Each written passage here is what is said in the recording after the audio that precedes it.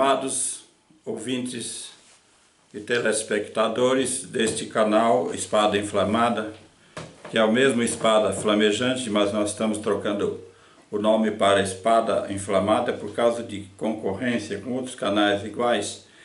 E antes de começar a fala de hoje, eu quero pedir que você não se esqueça de se inscrever e de dar o OK lá no joinha e também ativar o sininho, porque os outros vídeos já saíram do ar por falta de assistência. Você, por favor, aumente essa assistência registrando-se aí, tá bem? Olha, o que eu vou pregar hoje é um assunto muito sério. Para pregar esse assunto, eu precisei orar bastante, eu precisei buscar muita direção de Deus, para que saia uma palavra de Deus e não a minha palavra, porque o assunto é perigoso, assunto de juízo e misericórdia. E o assunto é porque Ele não responde às nossas orações, porque Ele não respondeu ainda quando nós jejuamos e oramos buscando e pedindo com muita lágrima que o Senhor tivesse misericórdia e parasse o coronavírus no Brasil. Depois disso já morreram centenas de pessoas no Brasil, ou talvez milhares, e o Senhor não respondeu. A gente pode até ficar meio fraco na fé. Não, eu não fiquei fraco na fé, eu fiquei um pouco atordoado, uns 2, 3 dias, e pensando, o que eu fiz? Fiz errado, porque eu anunciei uma coisa que Deus ia fazer e Deus não fez. Que Deus podia fazer e Ele não quis fazer. É difícil essa situação, não é? Eu acho que é bem difícil. Você pode ser um crente novo até desistir da fé, falar, não, esse negócio de oração não dá certo, não. E oração, jejum, que nada. Deus não está nem aí. Eu não vou mais nessa, não. Mas, por favor, não pense assim, não, tá? Porque você vai entender melhor a coisa. Aliás, o assunto de hoje é muito pesado. É muito pesado. Você se firme bem, porque não é brincadeira. Olha, começamos uma pergunta. Por que Ele não responde às nossas orações? Em 2 Crônicas 7:13, eu vou ler o verso todo, mas o principal está no fim do verso. Ouça. Se eu cerrar o céu, disse Deus, de modo que não haja chuva, ou se eu ordenar aos gafanhotos que consumam a terra, e agora? Ou se enviar a peste entre o meu povo, está aí a coisa, tá vendo? Se eu enviar a peste entre o meu povo, mas aí vem o verso 14, 2 Crônicas 7:14. Se o meu povo, é condicional, tem essa interjeição aqui, se o meu povo, que se chama pelo meu nome, se humilhar e orar e buscar a minha face, agora aqui, e se converter dos seus maus caminhos, então eu ouvirei do céu e perdoarei os seus pecados e sararei a sua terra. Qual é a terra? O Brasil. Bem, primeiro, alguém pode dizer assim, não, Deus não castiga ninguém, Deus não manda peste para ninguém. E eu pergunto, quem foi que mandou a peste lá no Egito? Quem foi que mandou aquela peste das serpentes lá no deserto que morreram centenas ou milhares de pessoas picadas pelas serpentes que Deus mandou? Deus é bom, mas você tem que ver também que Deus sério é esse. Então aqui esta palavra de 2 Crônica, eu repito, 7, verso 13, no final diz, se eu enviar a peste entre o meu povo, eu estou tremendo na presença de Deus. Porque eu estou achando, pelo Espírito Santo, eu fui iluminado, falando com outros servos e servas de Deus, com medo de errar, de dar uma palavra que é minha e não é de Deus, num assunto tão sério. Ó, meus amados, eu consultei ao Senhor. Ele me deu essa palavra: se o meu povo, que se chama pelo meu nome, se humilhar, orar, buscar a minha face e se converter dos seus maus caminhos, então, interjeição, então eu ouvirei do céu, perdoarei os seus pecados e sararei a sua terra. Olha, eu vou dizer uma coisa. No meio de toda essa luta, nós temos analisado diante de Deus essa questão dessa praga que nunca houve igual neste mundo. Mas este mundo está mal. Este mundo está muito mal. Vamos falar do Brasil. O Brasil, com um carnaval sujo daquele jeito, ainda pega a imagem de Jesus e mistura no meio das suas hediondas práticas mundanas, e lá coloca que Satanás bateu e destruiu e derrotou a Jesus. Na Avenida Paulista fazem lá os gays uma passeata tremenda, os homossexuais, e põem uma moça, uma mulher nua na cruz, dizendo que ela era Jesus Cristo. Você já pensou se depois de morrer na cruz, ressuscitar dos mortos, voltar à casa do Pai, estar como Deus à direita do Pai e receber todos esses insultos? Ora, tem um amigo, um pregador missionário, cujo nome não preciso citar, não vamos citar. Ele disse que Deus entregou as igrejas do Brasil a Satanás.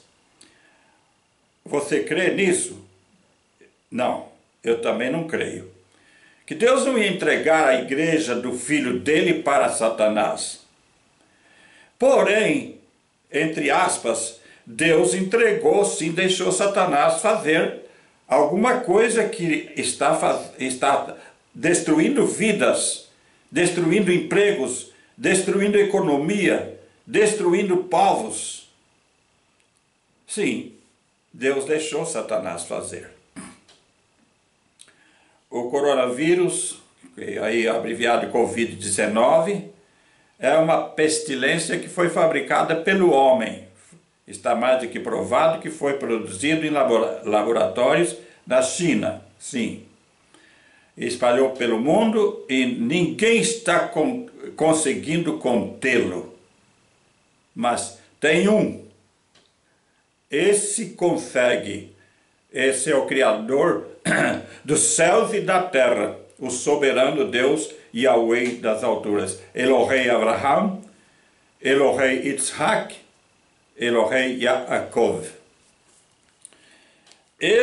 No momento que ele quiser, ele poderá parar essa peste, mas ele não quis ainda. Por que não? Porque o seu povo não se humilhou da maneira que ele quer que se humilhe.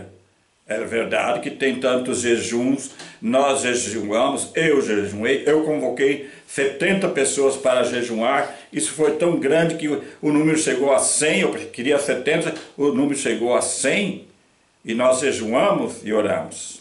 Depois disso, eu não vou citar o nome de igreja nem de pastor, mas eu tenho conhecimento de uma igreja que convocou todos os membros e todos os pastores no Brasil e fora do Brasil para jejuar.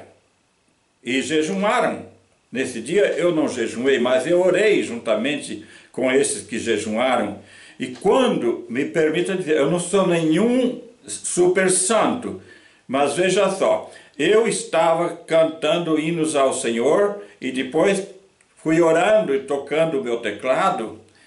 E eu pedi ao Senhor assim: Senhor, toca no coração desse presidente para ele convocar o ministério e retornar a observar a doutrina antiga, o doutrinal antigo, Isso, a santificação no porte, na conduta cristã, no modo de vestir.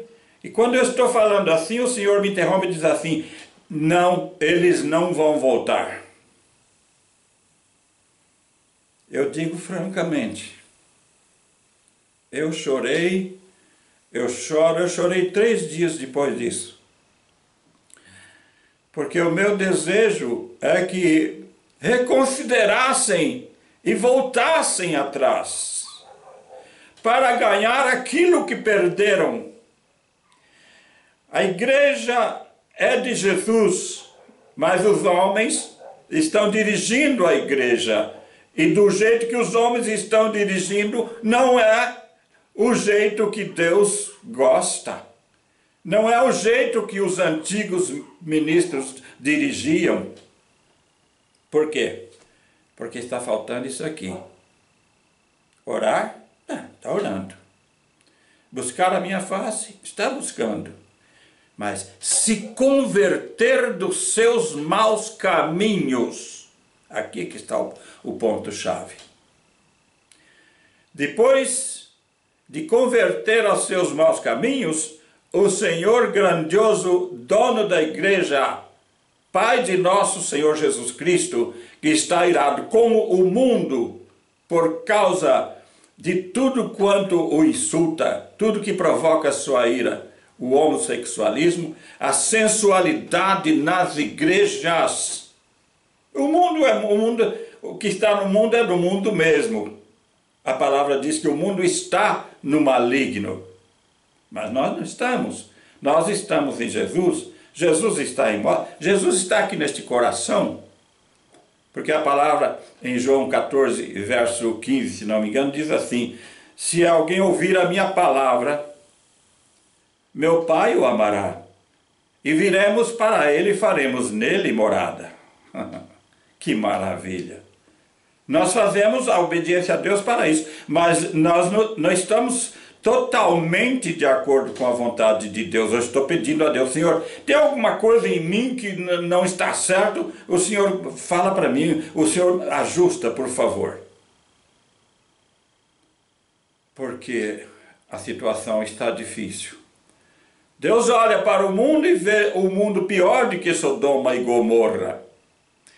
Porque agora a questão de sexo entre homem e homem, mulher e mulher, é aceito até nas igrejas, até em igrejas, até em filhos que se tornam homossexuais. Os pastores, coitadinho, ele é da família dos crentes, ele é da família do diácono, da família do presbítero e filho do pastor, deixa ele quietinho, não mexe com ele não.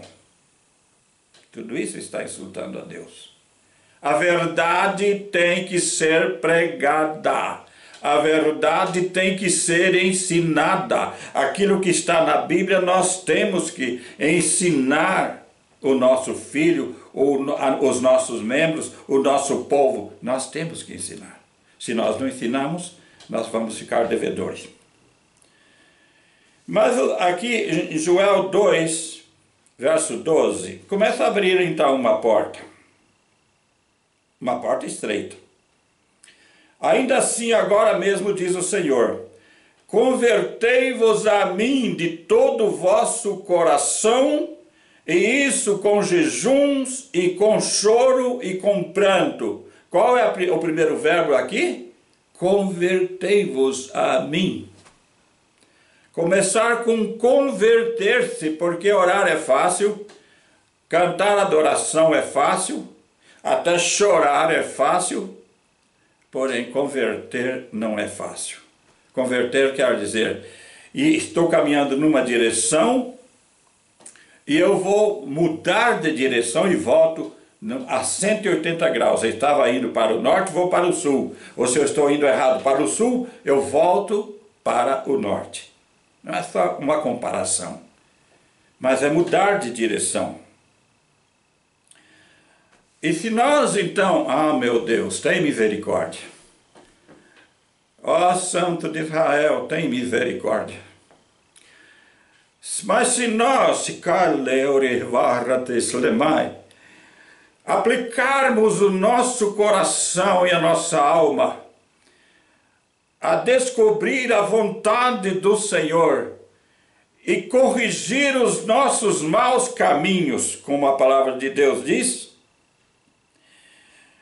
em 2 Crônicas 7,14, se converter dos seus maus caminhos, aí o Senhor vai inclinar os ouvidos. Dali está procedendo alguma oração que me agrada, alguma atitude que me agrada. Eles estão querendo converter-se, eles estão convertendo-se.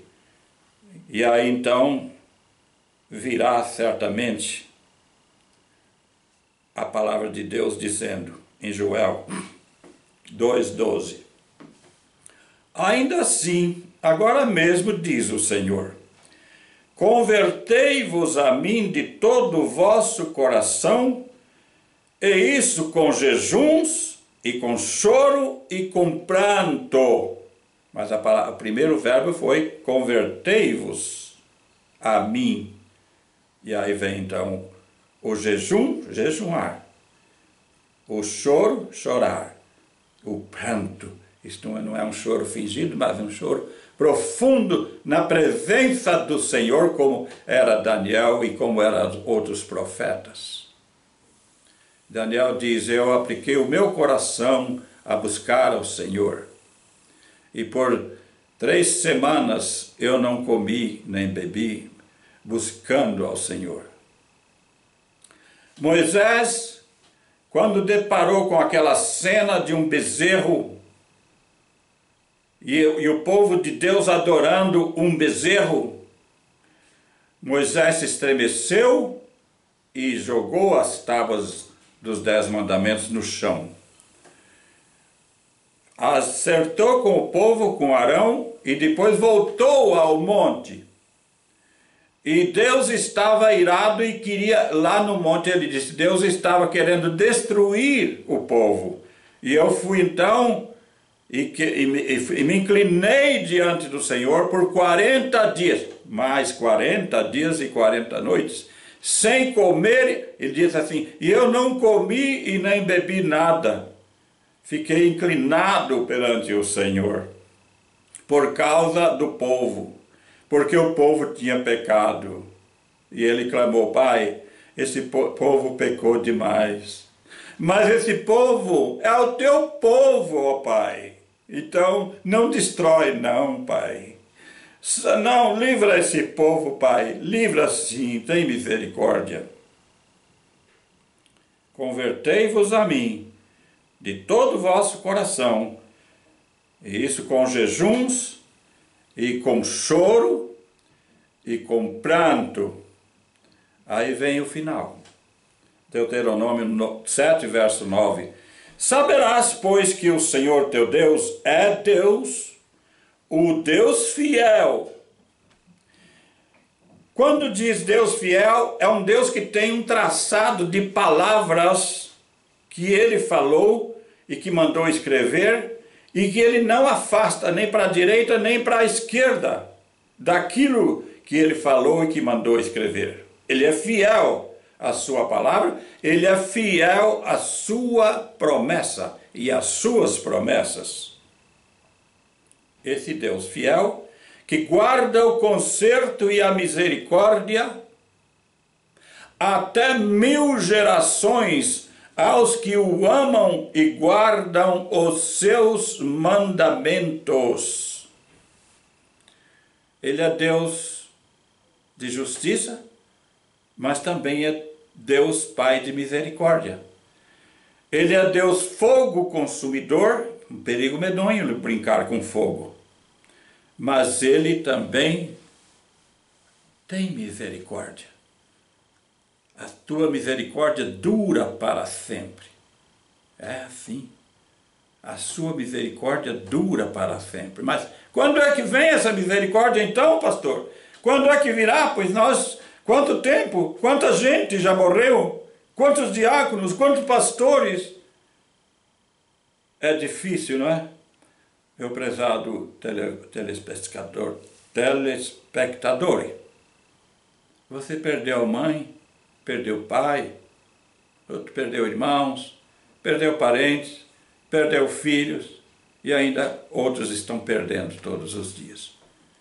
Mas deixa eu te dizer que se nós nos humilharmos diante desse Deus como Ele espera que humilhemos, conforme estas palavras que eu aqui acabo de traçar, Ele voltará atrás e fará uma coisa que só Ele pode fazer. Ele vai repreender o Covid-19. Em inglês they say COVID-19. O Covid-19 vai perder a sua força, vai ser fulminado pelo poder do Altíssimo Criador dos céus e da terra. Eu creio nisso. Eu creio nisso porque eu fui portador do mal de Chagas. E quando então já tinha passado vários exames que comprovavam que tinha assim o mal de Chagas, eu orava assim, eu vou encurtar tudo que eu falava com Deus. Eu falava, Senhor, no meu sangue estão circulando milhões de micróbios chamados Ectossomona crucis. O Senhor olha com esses olhar penetrante. Basta um raio dos teus olhos, Jesus, e fulmina com esse teu poder, fulmina o Ectossomona crucis. E ele fulminou, ele acabou, ele me curou. Eu estou aqui 40 anos depois disso, eu estou aqui curado, estou são. Estou com 83 anos, como você me vê aqui, pregando a palavra de Deus. Ele é o Deus de justiça. Ele é o Deus que está esperando o seu povo se humilhar. O mundo não vai humilhar, mas o seu povo, de qualquer igreja que é chamada de povo de Deus, que se humilhe, se converta dos seus maus caminhos, que volte atrás e ajuste o comportamento da igreja, a doutrina de santificação pela Bíblia. Que mulheres não sejam mais aceitas expondo as suas partes sensuais. Que noivo com noiva não vá para a cama antes do casamento. Que gays são gays, merecem salvação, mas não podem ser reconhecidos com suas práticas sujas, nefandas, diante de Deus, sem que as deixe. Portanto, eu te peço, pense nisso, olhe para isso e deixe que o Senhor faça uma obra, a obra que só Ele pode fazer, que Ele venha e pare o coronavírus. Aleluia.